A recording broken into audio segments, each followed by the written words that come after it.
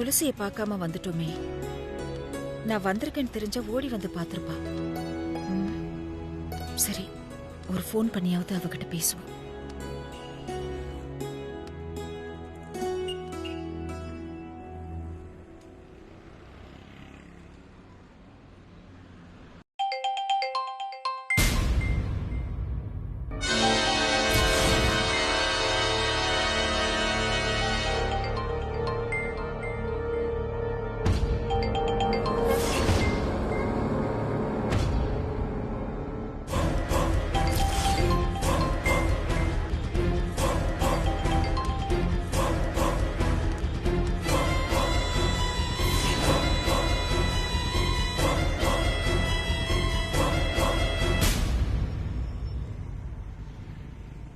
என்ன இவ போனை கட் பண்றாளா? என் போனை கட் பண்ண மாட்டாளே. ஒருவேளை போன்ல ஏதாவது ப்ராப்ளம் இருக்குமோ? முதல்ல அவர்கிட்ட சொல்லி துளசிக்கு ஒரு நல்ல போனா வாங்கி கொடுக்கணும். என்னாச்சுன்னு தெரியல, போனை எடுக்க மாட்டேங்கிறா.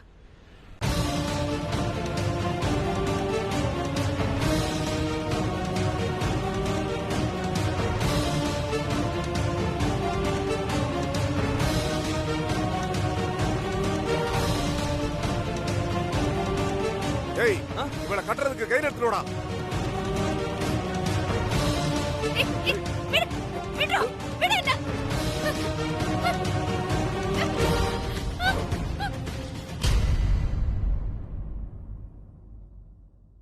எனக்கு விஸ்வா தூங்கிட்டானா? ஆமா சிவகாமி, விஸ்வா அவன் அம்மா பைரவி கிட்ட பேசின சந்தோஷத்துல நிம்மதியா தூங்குறான்.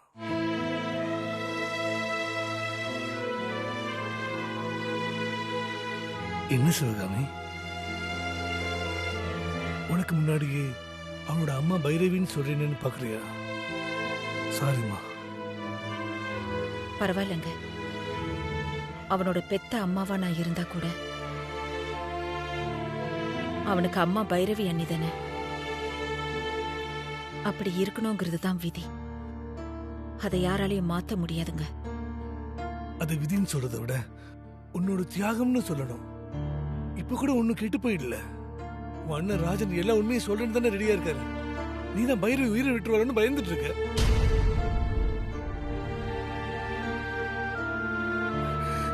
எனக்கு விஸ்வாவை பார்க்கும் போதெல்லாம் விஸ்வா நான் தாண்ட உன் அப்பான்னு சொல்லணும்னு மனசெல்லாம் கிடந்து துடிக்கும். நீ அன்னைக்கு உன் அண்ணன் குடும்பத்துக்காக இப்படி ஒரு தியாகத்தை பண்ணிட்டு சிவகாமி. ஆனா என் பிள்ளைய பார்த்து நான் தான் உன் அப்பான்னு சொல்ல முடியாத.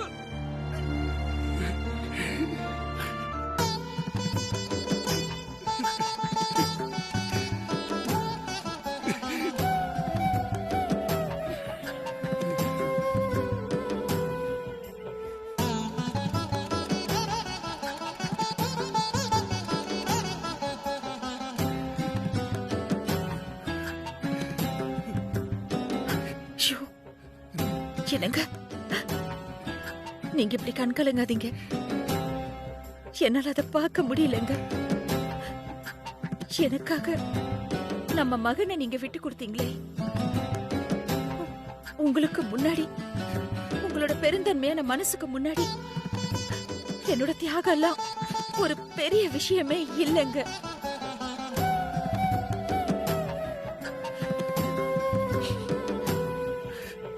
என்ன மன்னிச்சிடுங்க.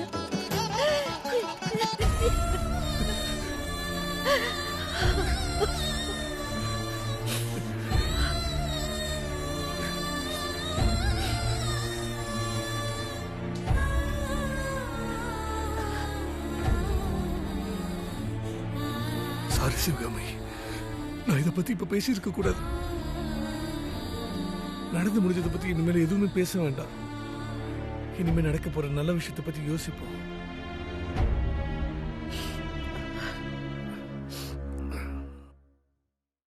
சரி, பைரவி வீட்டுக்கு போனீங்க, துளசி பாத்தியா? இல்லங்க, அவளை பார்க்க முடியல. சரி, போன் பண்ணியாவது பேசலாம் நினைச்சு அவளுக்கு கால் பண்ண.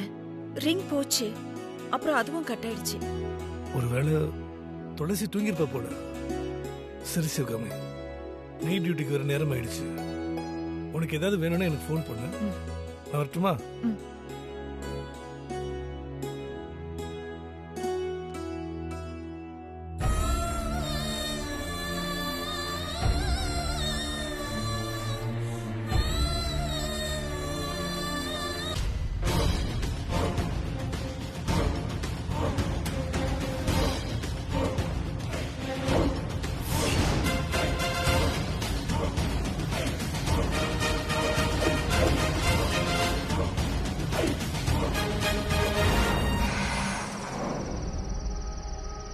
ஏண்டி உனக்கு எவ்வளவு திமிரு இருந்தா எங்க கிட்டே நீ ஆட்டம் காட்டுவ? இங்கே உன்னை சாவடிக்கிறேன்டி.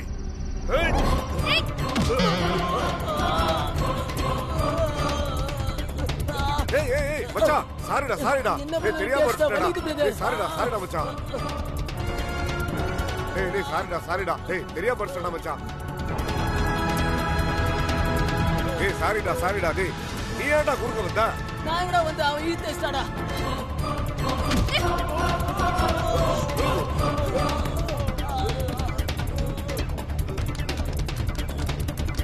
ஏய் அந்த பொண்ணு ஓடுறா போறா. விடுறா. விடுறா மச்சான். விடாத.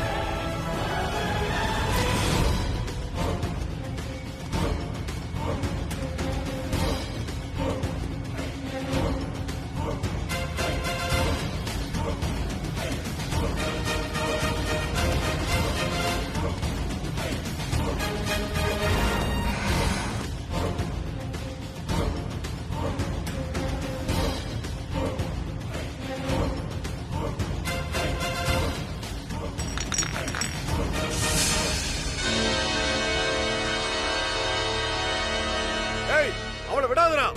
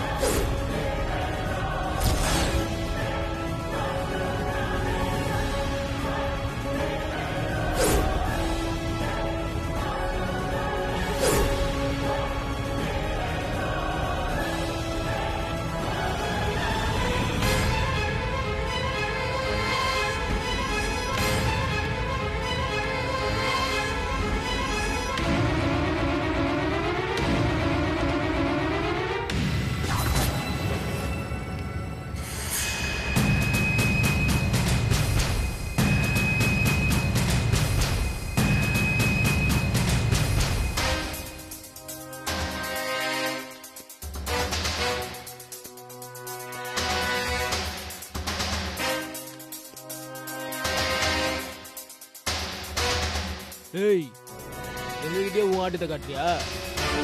சாவடி.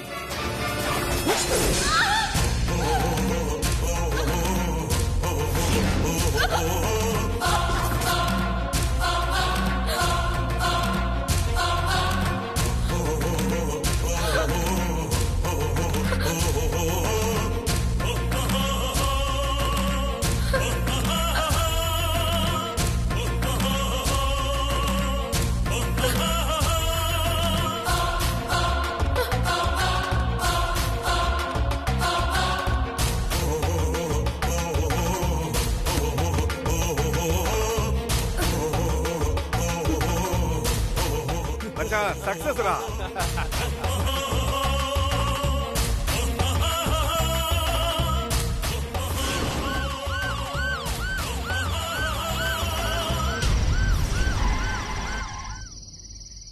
பிரதர் பேட்ரோல் வருது பிரதர். ஓடிடா. இதுக்கு மேல இங்க இருந்தோம் கண்டிப்பா நம்ம மாட்டிப்போம். ஏய் வாங்கடா. சீக்கிரம் போயிடலாம். வாங்கடா வாங்க.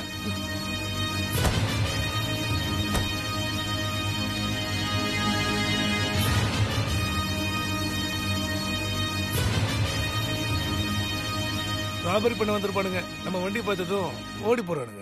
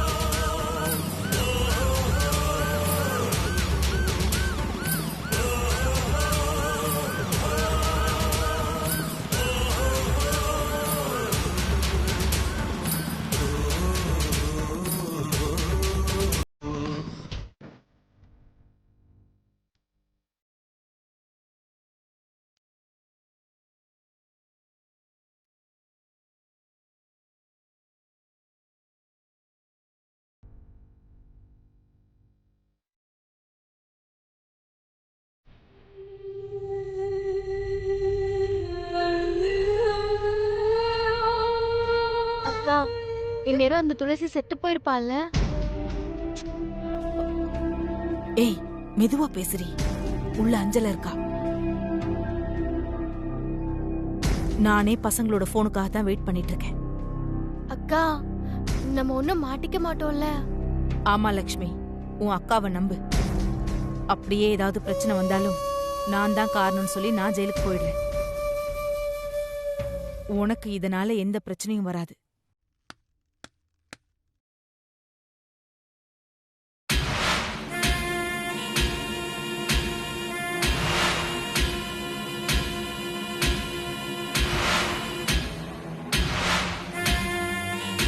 என்ன ஏதோ பேசிட்டு இருந்தீங்க, நான் வந்த உடனே அமைதியாயிட்டீங்க. என்ன ஏதாவது பிரச்சனையா? என்ன லக்ஷ்மி? பிரச்சனை எல்லாம் ஒண்ணும் இல்ல மாமா, தூக்கம் வரல, அதான் சும்மா பேசிட்டு இருந்தோம். ஐயா, டிஃபன் எடுத்து வைக்கட்டுங்களா? நான் சாப்பிட்டு வந்துட்டேன் அஞ்சல, எனக்கு எதுவும் வேண்டாம். அம்மா ஏதாவது சாப்பிட்டாங்களா? இப்பதான் சாப்பிட்டாங்க ஐயா. சரி, நீ போ. ம்.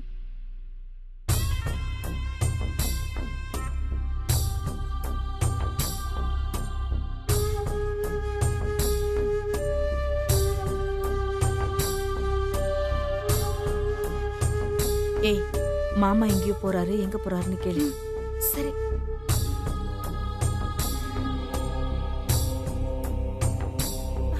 மாமா.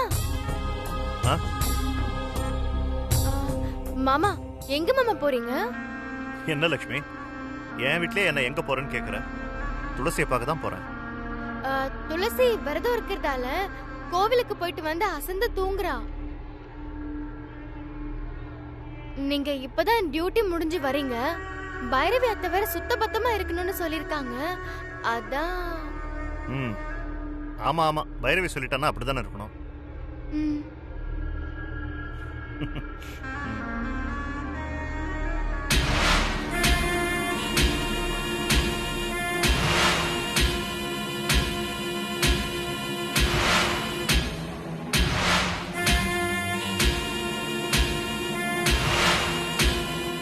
எப்படியோ ஒரு பொய்ய சொல்லி சமாளிச்சாச்சு. நாளைக்கே மாமா துளசி எங்கன்னு கேட்டா என்னக்கா சொல்றது? நாளைக்கு காலையில துளசி இறந்து போன நியூஸே வந்துடும். அத கேட்ட ஷாக்ல மாமா நம்மளையே மறந்துடுவாரு. இங்க பாரு லக்ஷ்மி, எது நடந்தாலும் சமாளிக்கணும், பயப்படக்கூடாது, புரியுதா? சும்மா எதையாவது நினைச்சுக்கிட்டு புலம்ப கூடாது. போய் தூங்கு. என்னமோ தெரியலக்கா, மனசுக்குள்ள பக்கு பக்குன்னு அடிச்சுக்குது. என்னால இன்னைக்கு தூங்கவே முடியாதுன்னு நினைக்கிறேன். ஏய், இப்பதானே புலம்ப கூடாதுன்னு சொன்னேன். உனக்கு விஸ்வாவை கல்யாணம் பண்ணிக்கணுமா வேணாமா? கண்டிப்பா கல்யாணம் பண்ணிக்கணும். கொலையும் செய்வாள் பத்தினின்னு ஒரு பழமொழி இருக்கு, தெரியுமா உனக்கு? அதான் இப்ப மாறி போச்சே. மாறி போச்சா? என்ன மாறி போச்சு? அதுவா, கொலையும் செய்வாள் அக்கா அப்படின்னு இப்ப மாறி போச்சு. சாரிக்கா. நான் எது பண்ணாலும் உன் நல்லதுக்கு தான் பண்ணுவேன் லக்ஷ்மி. இங்க பாரு, அந்த துளசி உனக்கு எதிரி. அவளை உயிரோட விட்டோன்னா லைஃப்ல அவ ஜெயிச்சிருவா, நீ தோத்துருவ. எப்படி வசதி? ஜெயிக்கணுமா இல்ல தோக்கணுமா? நான் ஜெயிக்கணும்க்கா.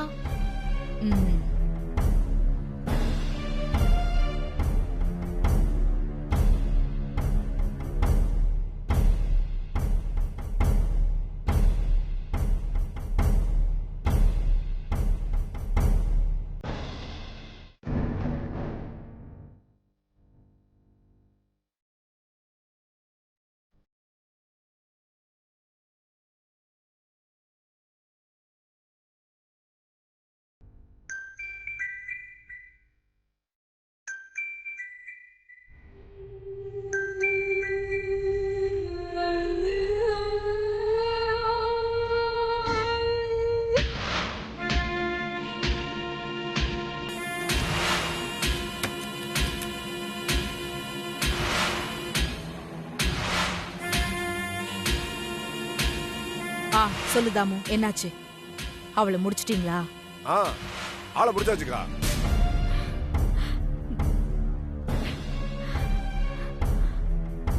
அந்த பொண்ண போட்டு தள்ளுறதுக்குள்ள ஓவர் ஆட்டம் காட்டிட்டாக்கா. டேய், அவ பாடியை எரிச்சிட்டீங்கல்ல? இல்லக்கா, எரிக்கலான்னு தான் பார்த்தோம். அதுக்குள்ள பெட்ரோல் வண்டி வந்துருச்சுக்கா. அங்க இருந்து எஸ்கேப் ஆயிட்டோம். டேய், அவ செத்து போயிட்டாளான்னு செக் பண்ணீங்களா? செத்து போயிருப்பாக்கா. என்னது, போயிருப்பாளா? என்னடா டவுட்டா சொல்ற? அதெல்லாம் நீ ஒரி பண்ணாதக்கா, அவ கன்ஃபார்மா செத்துருப்பாக்கா. சரி, நீயும் உன் கூட வந்த பசங்களும் ஒரு 6 மாசத்துக்கு வெளியூர் போயிடுங்க. சப்போஸ் இந்த கேஸ்ல மாட்ட வேண்டி இருந்ததுன்னா நம்ம லாயர் கிட்ட சொல்லி நீங்க சரண்டர் ஆயிடுங்க. சரிக்கா. கொலைக்கான மோட்டிவ் என்னன்னு போலீஸ் விசாரிச்சா ராபரின்னு சொல்லிடுங்க. என்ன, புரிஞ்சுதா? சரிக்கா, நான் பாத்துக்கறேன்க்கா. இங்க பாரு தாமு, உனக்கு செட்டில் பண்ண வேண்டிய பணத்தை லாயர் கிட்ட கொடுத்து விடுறேன், வாங்கிக்கோ. என்ன, சரியா? சரிக்கா, நாங்க வாங்கிக்கிறோம்க்கா. இனிமே எனக்கு ஃபோன் பண்ணாத.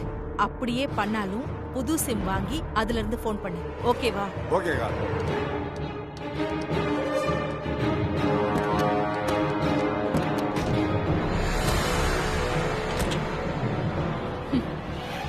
துளசி கதை முடிஞ்சு போச்சு. இந்த விஷயத்தை லக்ஷ்மி கேட்டா ரொம்ப சந்தோஷப்படுவா.